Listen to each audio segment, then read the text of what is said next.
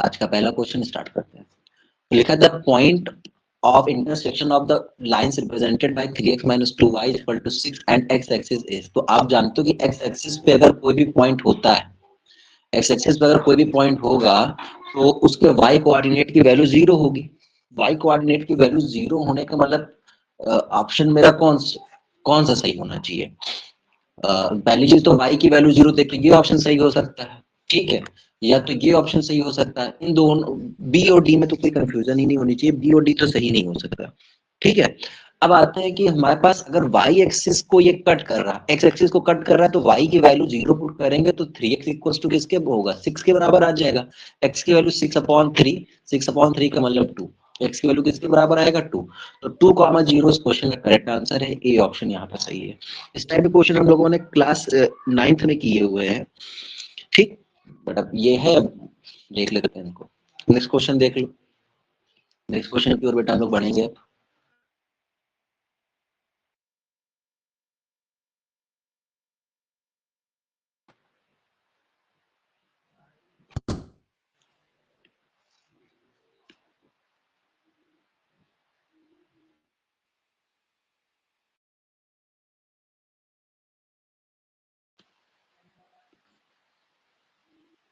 ठीक है, ये है ऑप्शन भी आप देख ही रहे होंगे क्या ऑप्शन है, करके दिखाइए। The line 4x plus 3y minus 12 is equal to 0 cuts the coordinate axis A and B. Then the area of triangle OAB is. Then the area of triangle OAB is.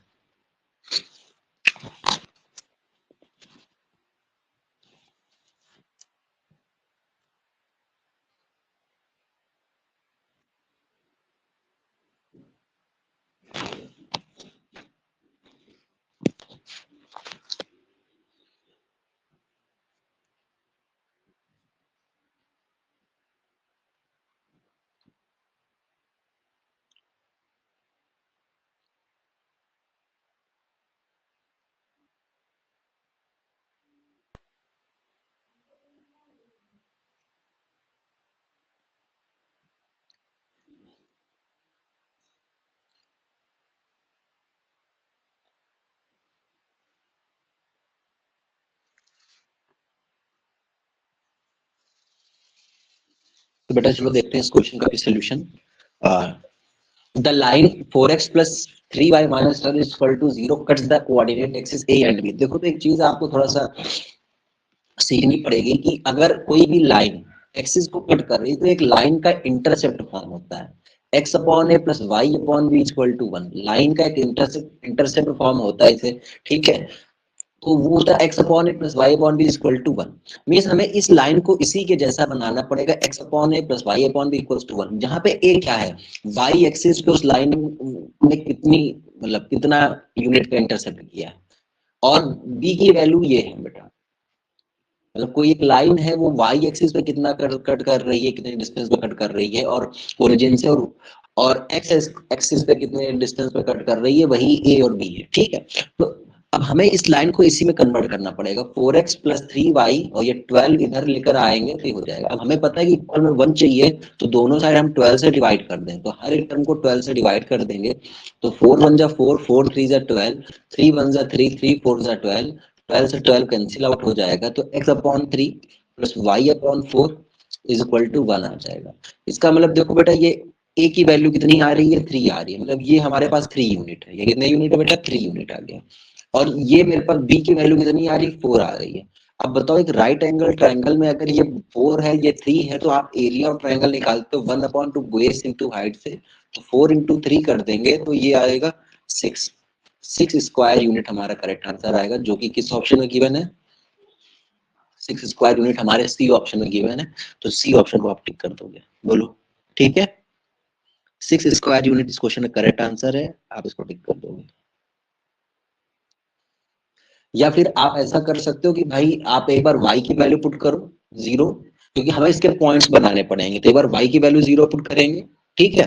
जब y की value 0 put करोगे तो x की value आ जाएगी, एक बार x की value put 0 put कर देंगे, y की वैल्यू आ जाएगी। उन दोनों पॉइंट को ज्वाइन करेंगे, ऐसा ही कुछ एक आपके पास एक लाइन बन जाएगी ग्राफ पे।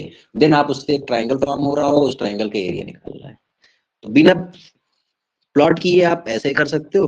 प्लॉट करने का भी हमने तरीका बता दिया कि एक बार y की वैल्यू 0 पुट करेंगे तो x की वैल्यू आ जाएगी, एक बार x की वैल्यू 0 पुट करेंगे तो y की वैल्यू आएगी। ये दो पॉइंट्स जो आ रहे हैं इन दोनों को हम प्लॉट कर देंगे, जो लाइन बनेगी, ठीक है, और जो एक्सिस है उनके बीच एक ट्राइंगल बनेगा, उस ट्राइंगल का एरिया ऐसे ही निकलना है।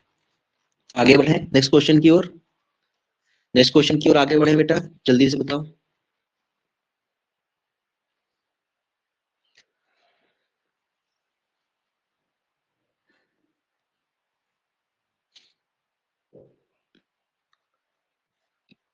ओके चलो,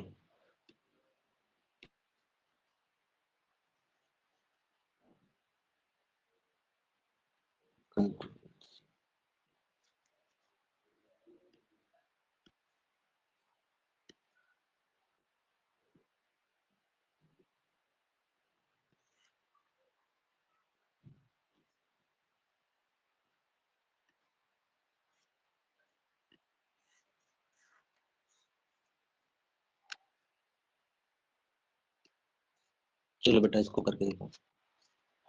For what value of c does the pair of equations cx minus y equal to 3 and 6x minus 2y equal to 4 have infinitely many solutions?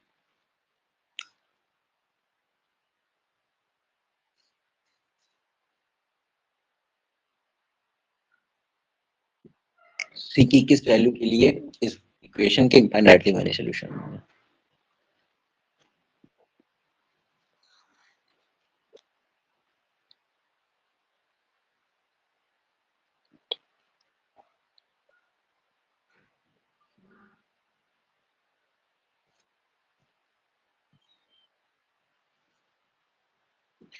Option number ए आ रहा है, बाकी लोग भी करके दिखाएं।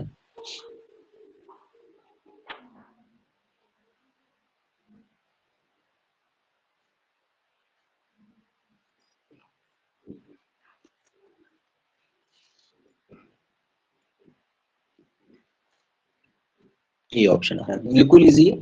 इनफाइनाइटली मैनी सॉल्यूशन की condition की अगर हम बात करें तो आपको इजीली पता है कि a1 upon a2 is equal to b1 upon b2 और equals to c1 upon c2, यही होता है।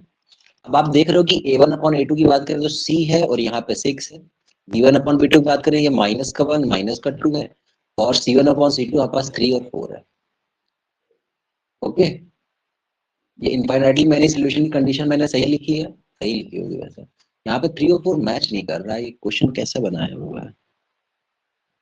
3 और 4 का रेशियो मैच नहीं कर रहा, ये दो बातें। चलो यहाँ पे इस यहाँ सॉल्व करते हैं, ये कैंसिल आउट हो जाएगा, ये आपके पास आ जाएगा 2c इज इक्वल टू 6 के, तो c इज इक्वल टू कितना आएगा 6 अपॉन 2 3, तो c की वैल्यू 3 आ चुकी है, c की वैल्यू 3 आ चुकी है, इट मींस यहाँ पे c की वैल्यू 3 होगी।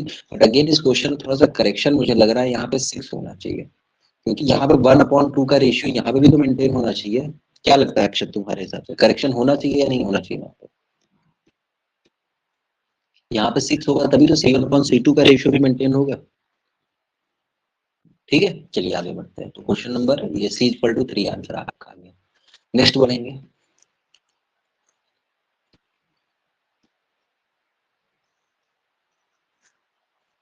नेक्स्ट क्वेश्चन भाई आपका है,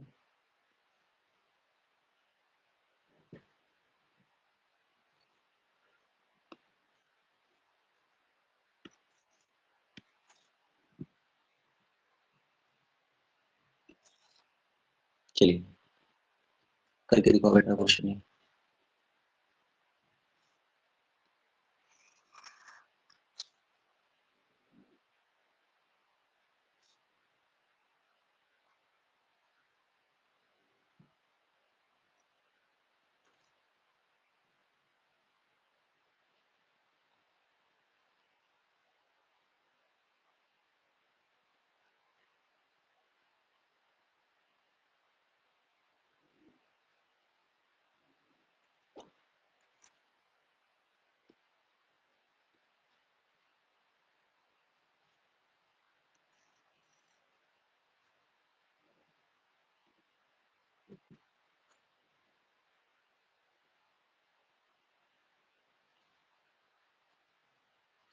ऑप्शन नंबर ए के साथ जा रही है पारुल, अंशिका भी वही इसी ऑप्शन पे क्लिक कर रही है, अच्छी बात है।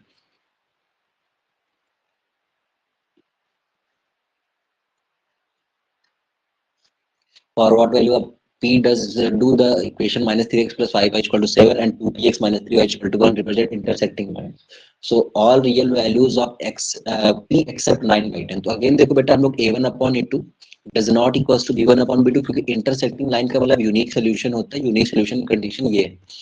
अब a1 की बात करें तो -3, a2 की बात करें तो 2p आएगा. डज नॉट इक्वल का साइन लगा देंगे 5 अपॉन -3. अगेन क्रॉस मल्टीप्लीकेशन कर दो तो ये -3 मल्टीप्लाई हो गया कितना आएगा 9. 2 5 जा 10. p इज इक्वल टू आप निकालोगे तो 9/10 आएगा. ये नॉट इक्वल का साइन मेंटेन आएगा. बहुत से बच्चे यही गलती करते हैं, यहाँ पे नॉट इक्वल लगाएंगे बट नीचे छोड़ देंगे. बट नॉट इक्वल नीचे तक चला आएगा. इसका मतलब यही बता रहा है कि p की सारी वैल्यू ले लेना लेकिन 9/10 ना लेना. ऑप्शन नंबर ए भी तो यही कह रहा है all real values of p except 9/10. Okay चलिए जिस भी क्वेश्चन को आपको लग रहा है मैं ऐसा फ्रेम कर दे रहा हूँ कि आप स्क्रीनशॉट इजीली ले सकते हो. तो आपको जिस पे लग रहा है आप स्क्रीनशॉट लेते रहना. ठीक है आगे बढ़ते हैं. नेक्स्ट क्वेश्चन है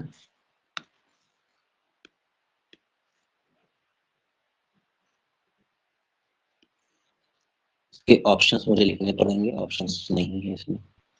आप सॉल्व करिए बिना ऑप्शन के. आप बिना ऑप्शन के निकल गए जाओगे. इसमें कौन सी बड़ी बात है. करके देखो. if the value of if the point 2p minus 3p plus 2 lies on the line 2x plus 3y equal to -15 then the value of p is. p की वैल्यू क्या होगी ये आपसे पूछी जा रही है. बताओ p की वैल्यू क्या होगी.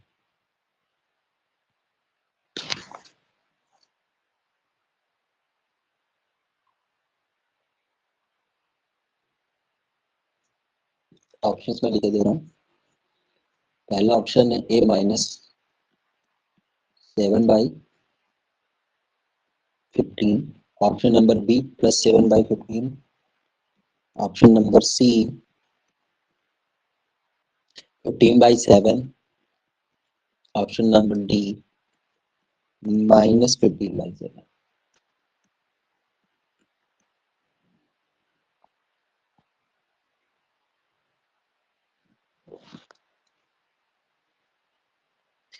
अक्षत भी ऑप्शन को कह रहे हैं. ओके बाकी लोग भी बताएं.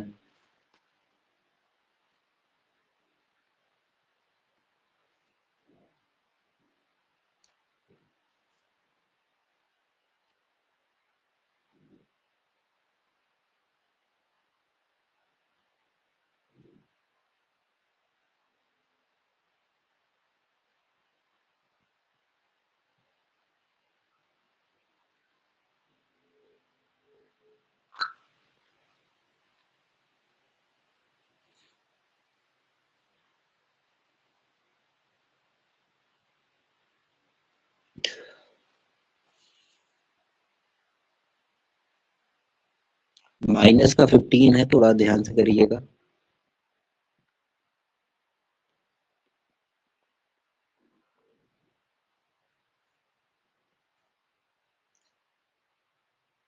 सॉल्यूशन पे आता है.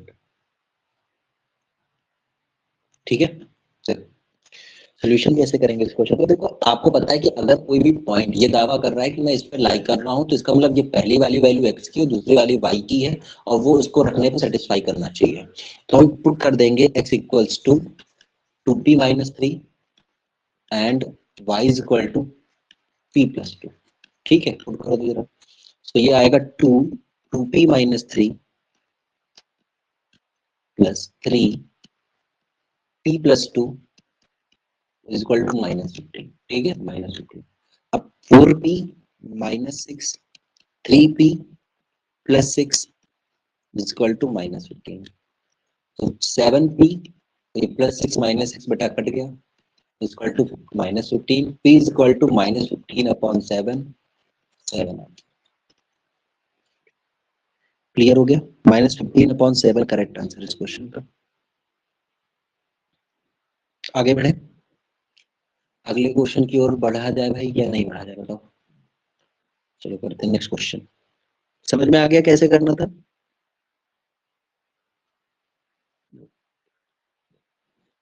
बाकी लोग भी बताएं. चल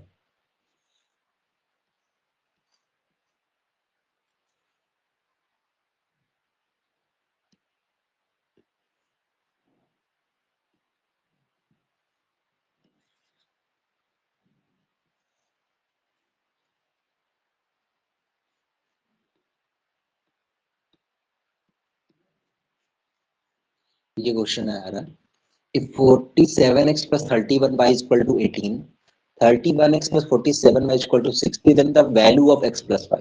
इस टाइप के क्वेश्चन को आपको बताया गया था कि जिसमें कोफिशिएंट इंटरचेंज होते हैं, तो आपको केवल x plus y की वैल्यू पूछी जा रही है। मतलब जो पहली इक्वेशन फ्रेम होती है ना, वो उसी इक्वेशन की वैल्यू पूछी जा रही है कि इक्वेशन क्या बन जाएगी। इजी है, मुझे तो बिल्कुल सिंपल दिख रहा है।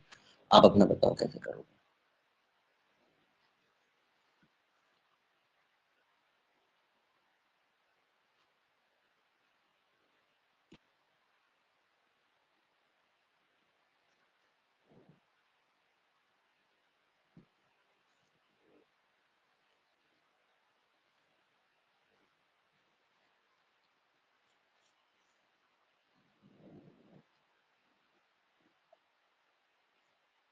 इसके बाद में टाइमर भी लगा के दिया करेंगे।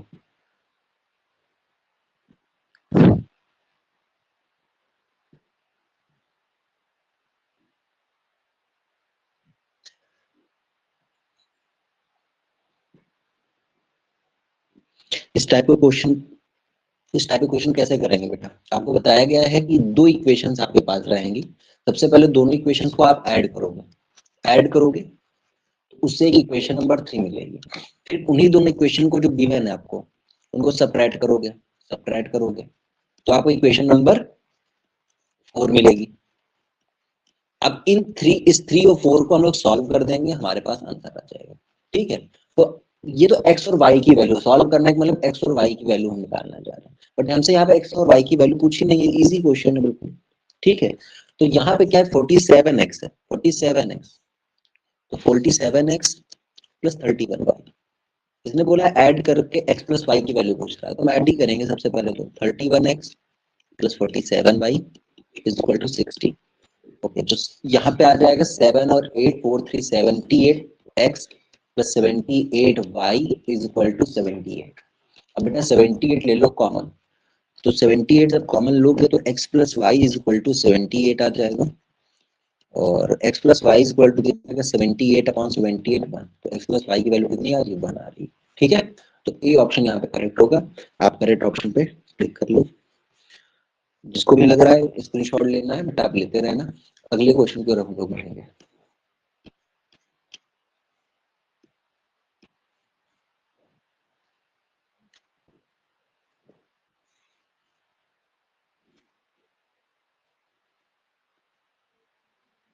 ठीक है, ये क्वेश्चन है।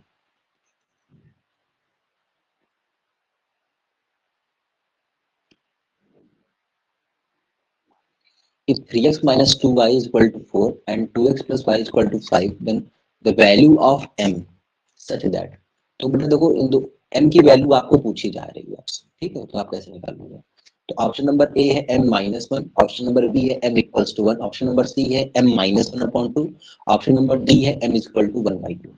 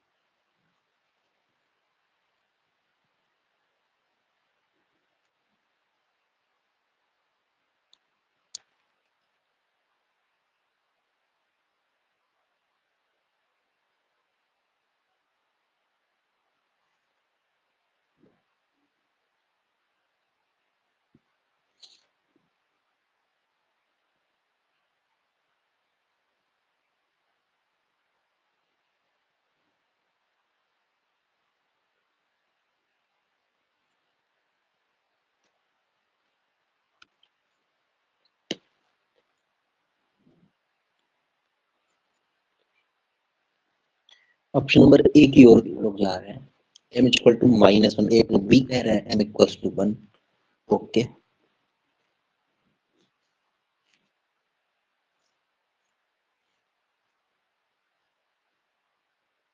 ठीक है, चलो देखते हैं यहाँ पर। 3x minus 2y equal to 4 है, तो सबसे पहली equation 3x minus 2y equal to 4, इसको लिखो। अब आपको क्या करना है, पहले a और b की वैल्यूज कैलकुलेट करनी पड़ेगी,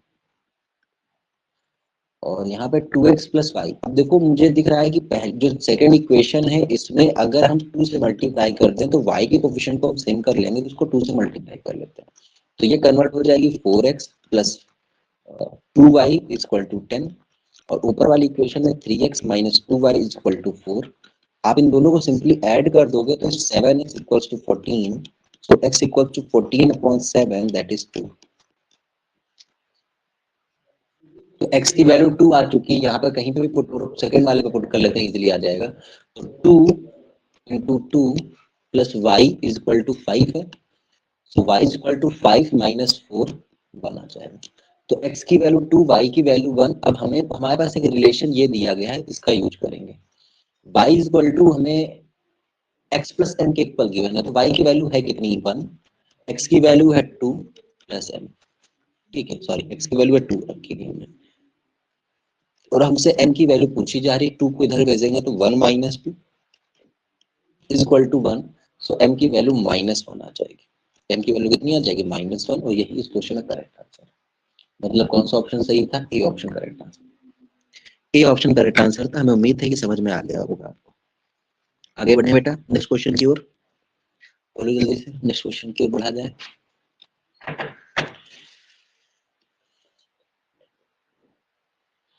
समझ में आ गया ये वाला?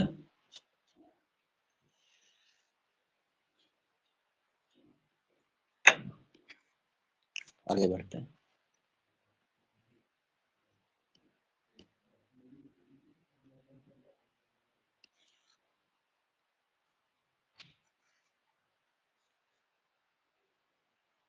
चलो करते हैं फर्स्ट क्वेश्चन।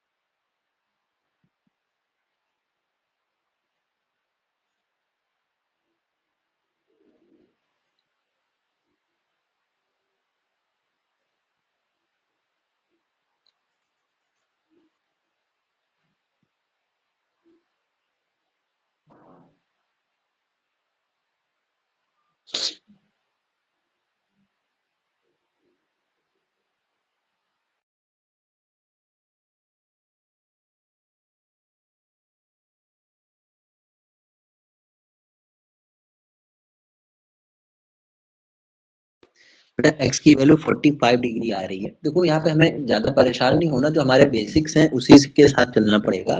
थीटा की वैल्यू पूछी जा रही है, कोई नहीं, यहाँ पे दो चैप्टर्स को कंबाइन करने की कोशिश की गई है, ट्रिग्नोमेट्री और इसको, ठीक। तो जैसे आपके पास है कि आपको पता है इनफाइनाइटली मैनी सोल्यूशन की कंडीशन क्या होती है, तो आप कहोगे sir a1 upon a2, a1 upon a2 is equal to b1 upon b2 equals to c1 upon c2, यही तो होती है इनफाइनाइटली मैनी सोल्यूशन की कंडीशन। तो अब आपसे कहे a1 अपॉन a2 का मतलब क्या, 1 upon x, sorry sine theta. भाई यहाँ x के साथ क्या है, साइन थीटा है ना, तो साइन थीटा। d1 की बात करें तो आप कहोगे 1 upon cos theta, okay. c1 की बात करोगे तो आप लिखोगे √2 और यहाँ पर 1, ठीक। हमें sine theta upon cos theta चाहिए, तभी तो हम कुछ कर सकते हैं। तो हमने इस दोनों को पहले सॉल्व किया, इन्हीं दोनों को पहले सॉल्व कर लेते, तो आपके पास आ जाएगा cos theta upon sine theta equal to 1। आप अगर इसको tan में कन्वर्ट करना चाहे तो tan में कर लो, अदरवाइज आपको पता है ये cot थीटा की वैल्यू है, ये 1 के इक्वल है। cot theta is equal to cot 45 degree, so theta is equal to 45 degree आ जाएगा। Theta is equal to 45 degree.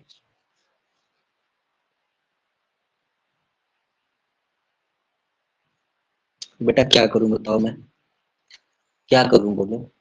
अब इस पे हम हमारे आगे देखो next question.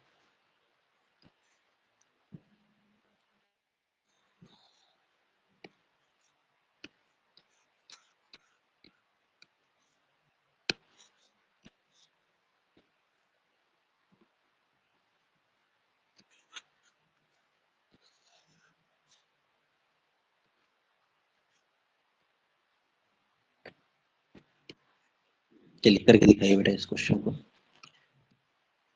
Which of the following cannot be the difference between the two-digit number and the number obtained by interchanging the digits? Which of the following cannot be the difference between the two-digit number and the number obtained by interchanging the digits?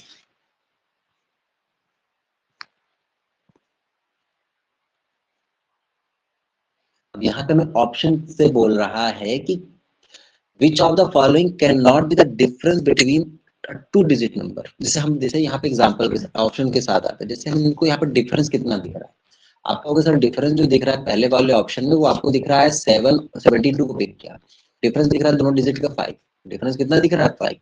अब बोला कौन सा नहीं हो सकता, तो कब difference नहीं हो सकता, which of one of the following cannot be the difference when a two digit number and a number obtained by cannot be the difference which cannot be the difference between two digits। कौन सा नहीं हो सकता, ये क्या है रोशन, समझो भाई इसमें क्या है, कहानी बोल रहा है। Which of the following cannot be the difference between a two-digit number and the number obtained by interchanging the digits? Okay, देखो एक बात सुनो, यहाँ पे आंसर हमारा होने वाला है 48 से, कौन सा सही होने वाला है 48, क्यों होगा देखो, एक हम जनरल बात अगर करें, जैसे हमने नंबर ले लिया 10x प्लस 5, ठीक है, अब इसके रिवर्स करने वाला डिजिट, इसके डिजिट को इंटरचेंज कर देंगे तो 10y प्लस x, इसका डिफरेंस हमें लेना है, मान लो तो हम डिफरेंस ले लेंगे भाई, हमें क्या है 10x प्लस वाई माइनस का 10y माइनस का x। अब 10x में x सेपरेट करेंगे 9x आएगा, y में 10y सेपरेट करेंगे 9y आएगा। अब आप देख रहे हो 9 कॉमन ले सकते हैं x माइनस y, मतलब जो हमारा डिफरेंस है वो हमेशा 9 के टेबल 9 का एक मल्टीपल होना चाहिए, जो डिफरेंस है वो हमारा 9 का मल्टीपल होना चाहिए, जो कि डी ऑप्शन नहीं। बाकी ऑप्शंस तो हो रहे हैं पर डी ऑप्शन इस चीज को मना कर रहा है, कह रहा है 48 नहीं होता सर, तो मेरा डी ऑप्शन इस क्वेश्चन का करेक्ट आंसर होगा। ठीक है, समझ गए आपको, जो डिफरेंस है वो 9 का मल्टीपल होना चाहिए, जो कि डी ऑप्शन में ही है।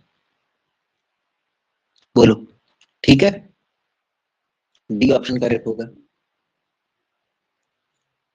आगे बढ़ते हैं, अच्छा क्वेश्चन है इसका, आप देख लो इसमें आंसर किस हिसाब से आ रहा है।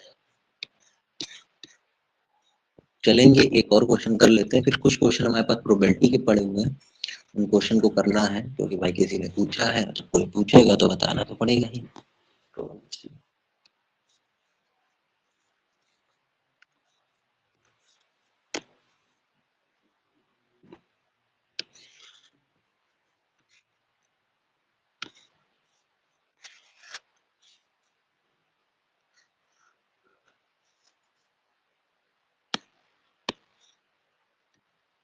तो बेटा कर रहे थे,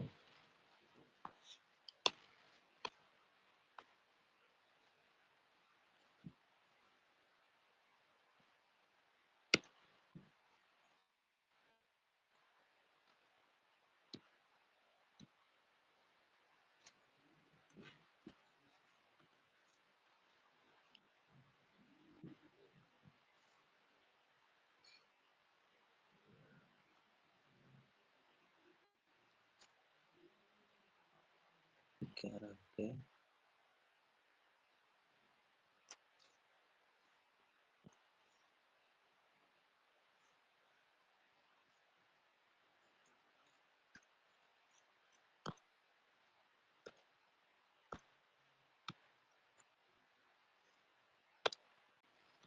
ठीक है, इस क्वेश्चन को करके दिखाइए जो दिया जाता है।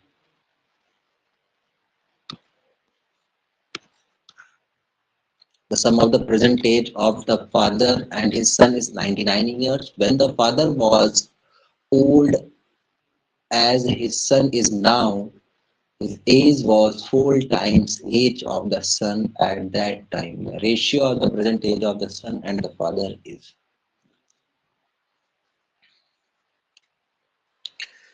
करके देखो भाई क्वेश्चन को।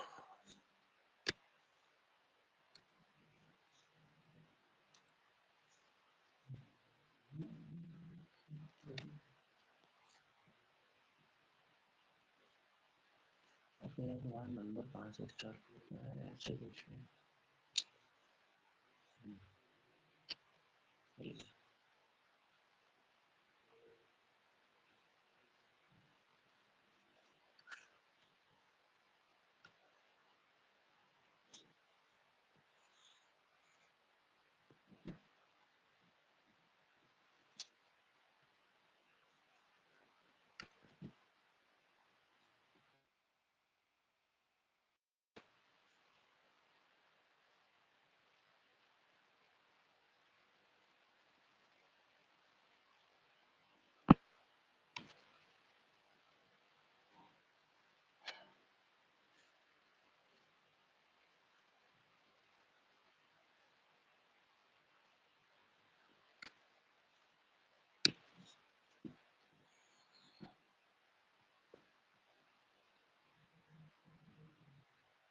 बेटा आंसर नहीं आ रहा है किसी के इसमें, आंसर बता दें क्या हमें, बोलो।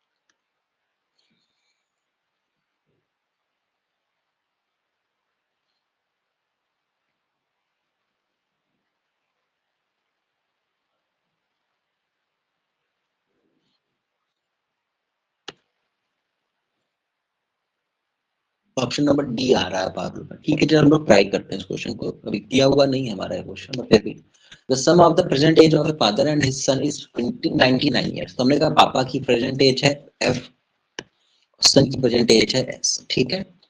और ये हमने कर दिया, और इन दोनों की एज का सम 99 ईयर्स है, तो अगर फादर की एज एफ है तो उसके सन की एज होगी 99 माइनस एस, यही तो होगी 99 माइनस एस, ऐसे ही तो कुछ होने वाला है।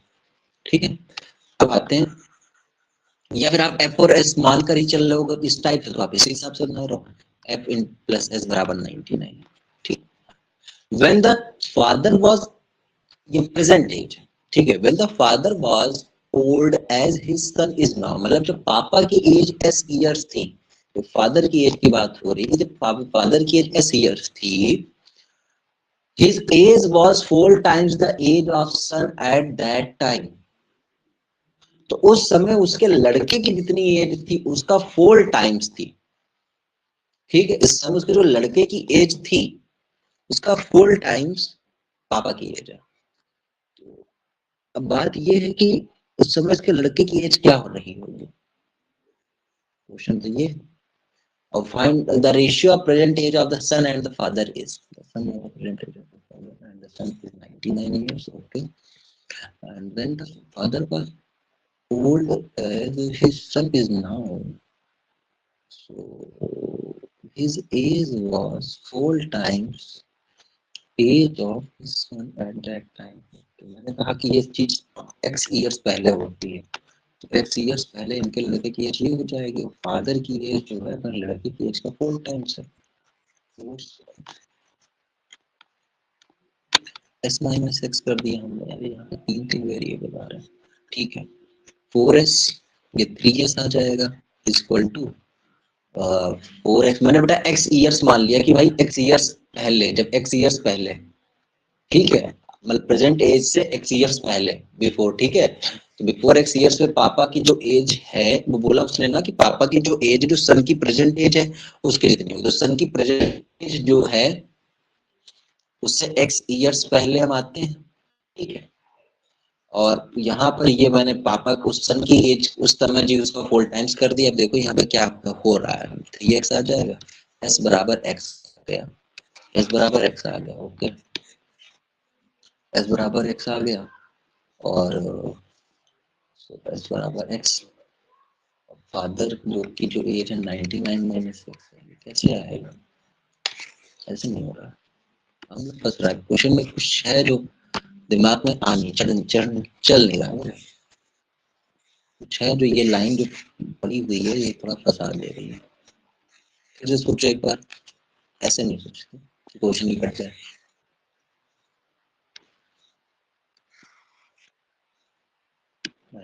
इसको ऐसे रख करेंगे, son of the present age of father of his son and father is 99 years, when the father was old as his son is now, कितना एज थी पापा की, कितनी आज की डेट में। अच्छा, ऑप्शंस पे चलते हैं क्या, ऑप्शंस के साथ मैं चीजें कंडीशन पहले बना लेता हूँ। फादर है, सन है, दोनों की एज का सम है 99।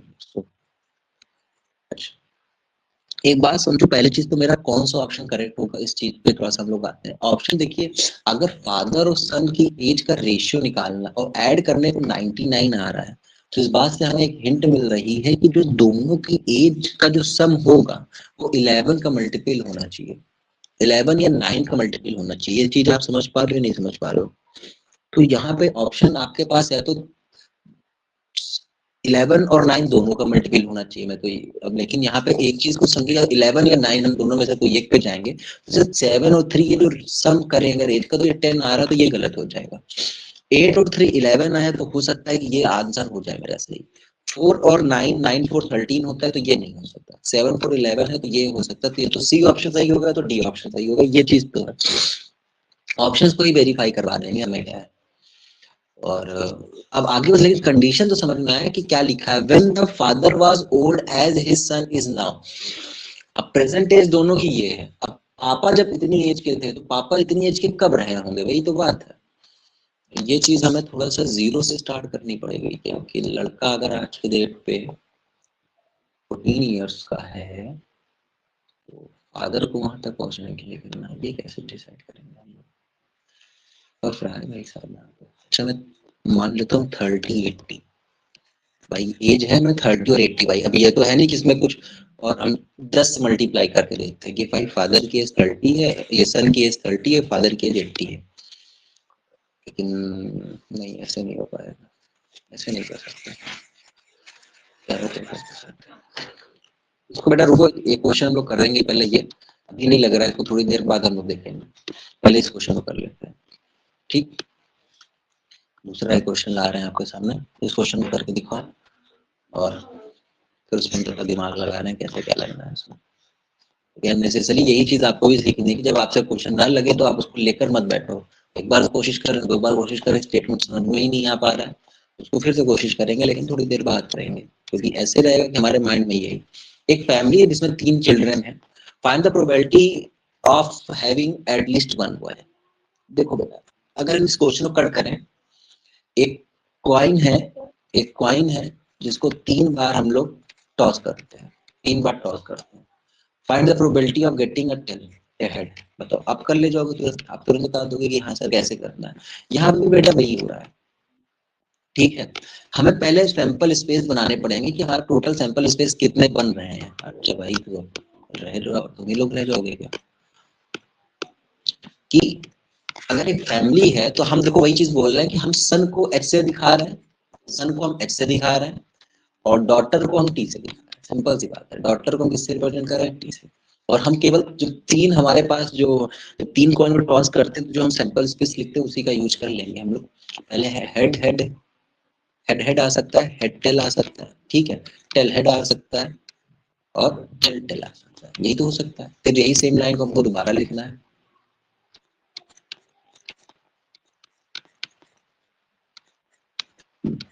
अब हमने बोला था कि ऊपर वाली लाइन को आप हेड दे दो, नीचे वाली लाइन को आप टेल दे दो।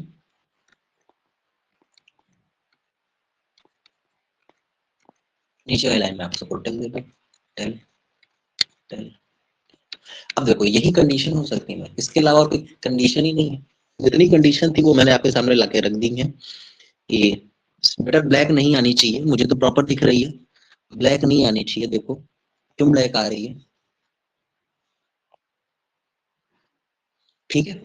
और in a family of 3 children find the probability of getting having at least 1 boy. अब एक बॉय हमें चाहिए भैया, कम से कम एक बॉय है तो 3 होंगे तो भी चल जाएगा, तो फेवरेबल आउटकम ये एक होगा। उसके बाद बात करते हैं एट, भाई ये भी हो जाएगा एच एच टी, ठीक है, ये भी हो जाएगा S T H, S T T ये भी हो जाएगा, एक बॉय तो होना ही चाहिए, ये भी हो जाएगा टी एच एच, ये भी हो जाएगा टी एस टी, ये भी हो जाएगा टी टी एच। लास्ट वाले छोड़ को सब हो जाएंगे तो 1 2 3 4 5 6 7 7/8 इस क्वेश्चन का 7/8 to find the probability of getting at least 1 boy, 7/8 answer सही है। समझिए बात को, क्योंकि दो ही कंडीशन यहाँ पे हम लोग फॉलो कर रहे हैं, या तो हेड आएगा तो टेल आएगा, वैसे ये तो डॉटर होगी या तो सन होगा, यही दो चीज हम लोग रख रहे हैं माइंड में, ठीक है। तो 7/8 इस क्वेश्चन का करेक्ट आंसर है। आते हैं नेक्स्ट क्वेश्चन पे। नेक्स्ट क्वेश्चन पे आओगे और देखो, a number is selected at random from the 15 natural number, control C। Screenshot लेते रहना, यहाँ पे भी लग रहा है।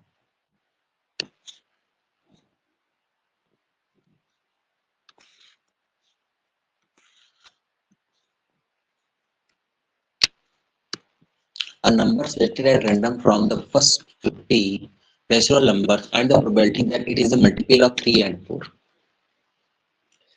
3 और 4 दोनों का मल्टीपल होना चाहिए, ये क्वेश्चन की डिमांड है। तो भैया कैसे करोगे?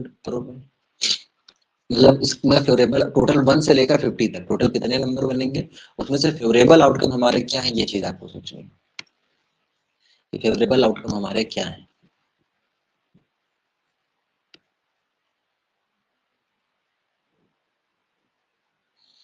अगर एक नंबर 3 और 4 दोनों का मल्टीपल बनना चाहता है, इसका मतलब वो 12 का मल्टीपल 12 की टेबल में आना चाहिए। वो नंबर किसकी टेबल में आना चाहिए? 12 की टेबल में।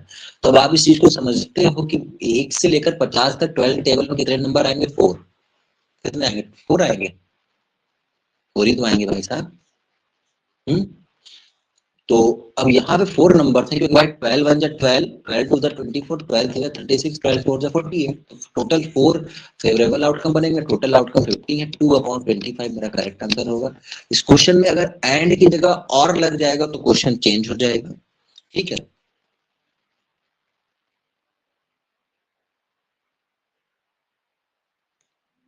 बट पीछे क्यों चल रहा है?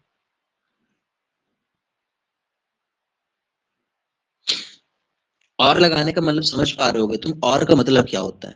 और का मतलब ये होता है कि एक बार मुझे बेटा क्लास को एक बार इसमें करो, क्योंकि मैं जो प्रोसेस कर रहा हूँ वो सामने स्क्रीन में लेट आ रही है, मेरी आवाज पहले आ रही होगी, वो चीज बाद में आ रही है। तो 1 मिनट मुझे देना, एक बार इसको मैं क्लोज करके फिर से वो ओपन कर रहा हूँ आपको। तो हमने इसके पहले बता ही दिया कि अगर एंड लगा होगा तो क्या होगा।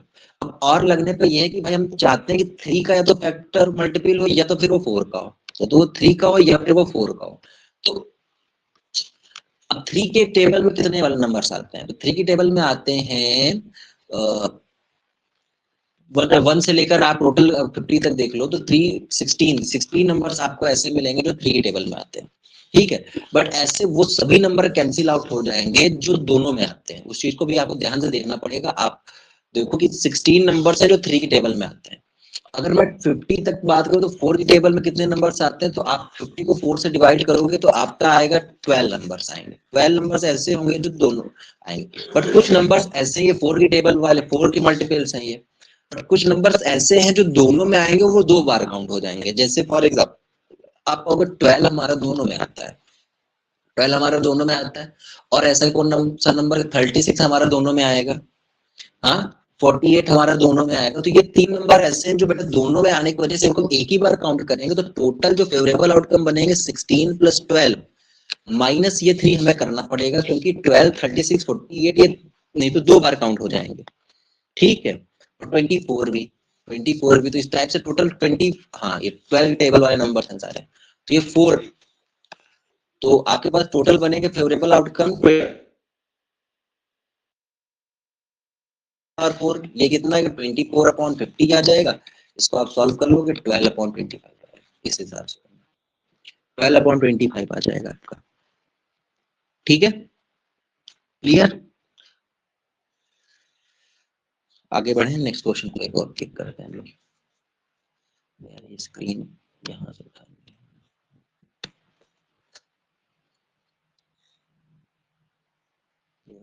अच्छा मैं दोनों क्वेश्चन अच्छा दिए थे, मैंने दूसरा वाला भी बता दिया। ये क्वेश्चन पे आते हैं।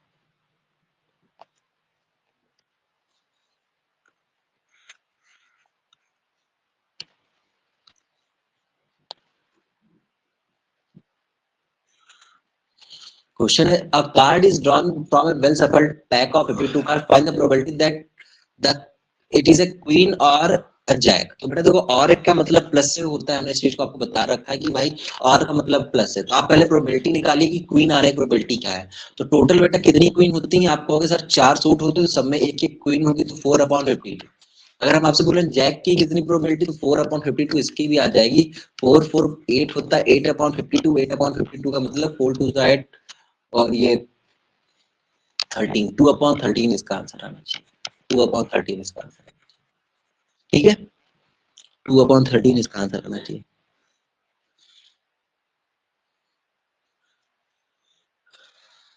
आगे बढ़े बेटा नेक्स्ट पे, बताओ।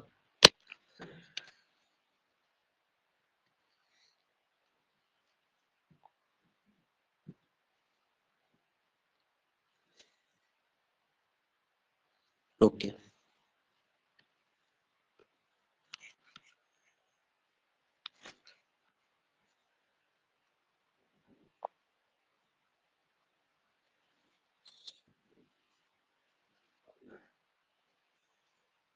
ठीक,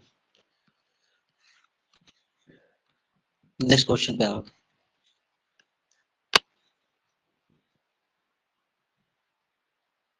Card number 1 to 35 are kept in a bag. A card is drawn at random. अब देखो इस चीज को हमने जब प्रोबेबिलिटी पढ़ाई थी तो हमने इस चीज को बोला था कि प्राइम नंबर्स आपको एटलीस्ट पता होने चाहिए कि भाई कितने प्राइम नंबर होते हैं, कौन कौन से वो प्राइम नंबर्स हैं। प्राइम नंबर में भी ये नहीं होना चाहिए कि आपको क्लियर नहीं कौन कौन प्राइम नंबर, उसी का यूज है यहाँ पे। 1 से 30 तक 5 तक बैग इसके बॉक्स मतलब टोटल वो रखे गए, नंबर्स रखे गए हैं, कार्ड नंबर। तो आपके पास टोटल आउटकम तो 35 हो गए। अब एक कार्ड को ड्रॉ किया जा रहा है random, find the probability that the card being picked is prime number less than 15। अब लेस देन 15 में प्राइम नंबर्स कौन से होते हैं? 2 होते हैं। तो 2 हो गया, 5 3 हो गया, 5 हो गया, 9 हो गया, 11 हो गया, सॉरी 9 नहीं है, 11 13, 11 13 ये है। तो नंबर ऑफ फेवरेबल आउटकम्स पहले वाले केस के लिए क्या कितने हैं? Number of favourable outcomes, favourable outcomes 1 2 3 4 5 5 है। दैट इज करके आप इसको दिखा सकते हो कि हाँ भाई ये है, ठीक है। सो आप प्रोबेबिलिटी आप निकाल सकते हो इस पहले वाले केस की, तो आपका 5/35 आ जाएगा 1/7। ठीक है। क्वेश्चन नंबर सेकंड की बात करें, a number divisible by 3 and 5। अच्छा 7 भी है, 7 भी ठीक है, तो टोटल 6 नंबर हो गए, तो 6/7, 6/7, 6/35 आपका आंसर ये आएगा। आगे देखो, क्वेश्चन नंबर सेकंड की बात करें, a number divisible by 3 and 5, एक नंबर जो 3 और 5 से डिविजिबल हो, इसका मतलब वो नंबर किससे डिविजिबल होना चाहिए? 15 से। तो 15 आएगा और 30 आएंगे, यही दो नंबर्स होंगे जो 3 और 5 दोनों से डिविजिबल, ठीक है। तो 15 एंड 30, तो नंबर ऑफ फेवरेबल आउटकम्स कितने हुए? 2। तो निकालोगे 2/35, ये आंसर आना चाहिए, ठीक है। चलो देखो, और समझ में आया? देखो बेटा,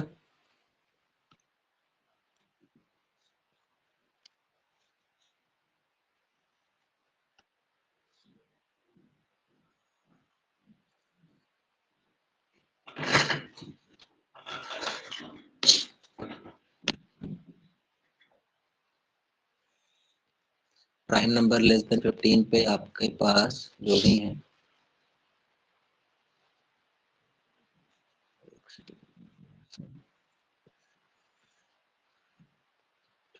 ठीक है। आगे बढ़ेंगे। स्क्रीन ब्लैक है, अब सही है? अब स्क्रीन दिख रही है?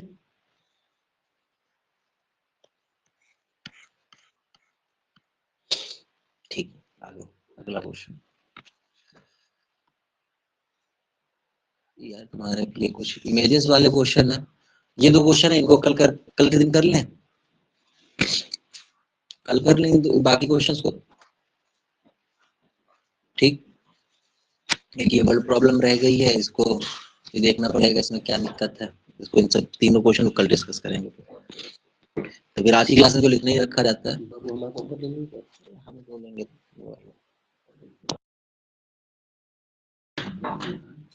ठीक है बेटा। फिर bye, good night, take care.